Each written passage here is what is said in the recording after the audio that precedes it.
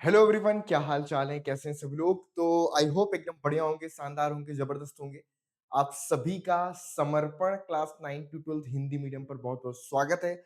UP board के जो बच्चे हैं वो बहुत ही लंबे समय से अपने एग्जाम्स के रिजल्ट का वेट कर रहे हैं और लगातार जाकर के यूपी बोर्ड की वेबसाइट को जाकर के देख भी रहे होंगे। मैंने पीछे वेबसाइट खोल भी रखी है, आप देख सकते हैं।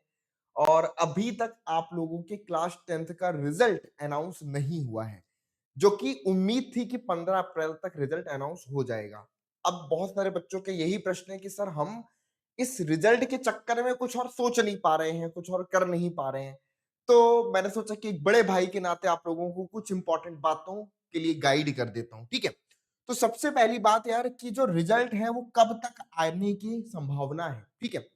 मैंने चेक किया कि 2024 में जो रिजल्ट आपका आया था वो 20 अप्रैल के आसपास आया था, यानी कि 20 ऑफ अप्रैल के आसपास आया था। तो हम ये कह सकते हैं कि भाई 15 से 20 अप्रैल के बीच में रिजल्ट आ जाना चाहिए, ठीक है? 15 से 20 अप्रैल के बीच में रिजल्ट आपका आ जाना चाहिए। तो आप लोग थोड़ा-सा और वेट करिए, है ना?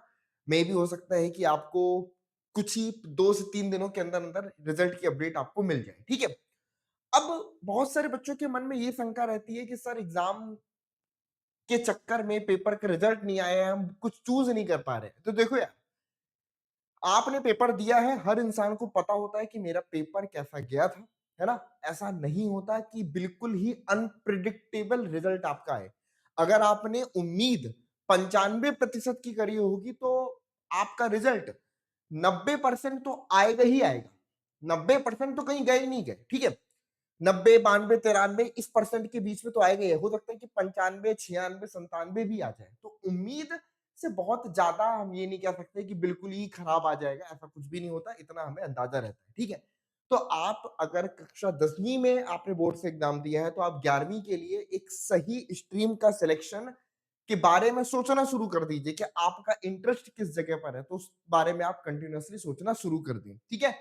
क्योंकि भाई आपको भी पता है कि भाई सिर्फ 10वीं से रिजल्ट से बहुत कुछ अब नहीं हासिल होना। 10वीं का रिजल्ट आपको मदद करता है कि आप भाई विज्ञान लोगे, आप कॉमर्स लोगे या आप एग्रीकल्चर लोगे, अलग-अलग जगहों पर अलग-अलग ब्रांचेस हैं, ठीक है?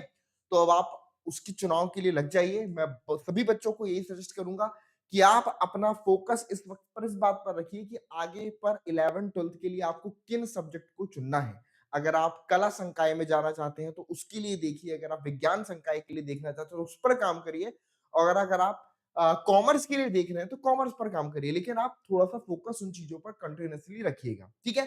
जो बच्चे कक्षा 12वीं का जिन्होंने बोर्ड का पेपर दिया है तो भैया आप लोग की जिम्मेदारी है कि आप सीयूईटी के पेपर की तैयारी बढ़िया से करें, ठीक है? ताकि आपको जो अभी एग्जाम होगा मई में सीयूईटी का, उसके थ्रू आप जितनी भी केंद्रीय विद्यालय है, केंद्रीय यूनिवर्सिटीज है, विश्वविद्यालय है, वहां पर एडमिशन आप ले सके।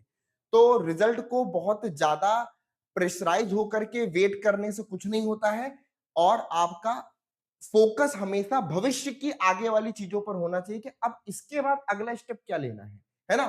आप निर्भर नहीं हो इस रिजल्ट पर। जो भी रिजल्ट आएगा, आपने जो उम्मीद करी है उससे 5% कम या 5% ज्यादा की रेंज में ही आने वाला है, ठीक है? उससे बहुत बड़ा अंतर नहीं आएगा। तो आप अपने अकॉर्डिंग देख लीजिए कि आपका क्या आपका पेपर गया था, उसके अकॉर्डिंग आप देखिए। ज्यादा परेशान होने की आवश्यकता नहीं है। बाकी कुछ और चीजों के बारे में मैं आपको अपडेट देने वाला हूं, तो उसके लिए आप आगे की वीडियोस को मेरे फॉलो करते रहिएगा। Thank you so much to everyone.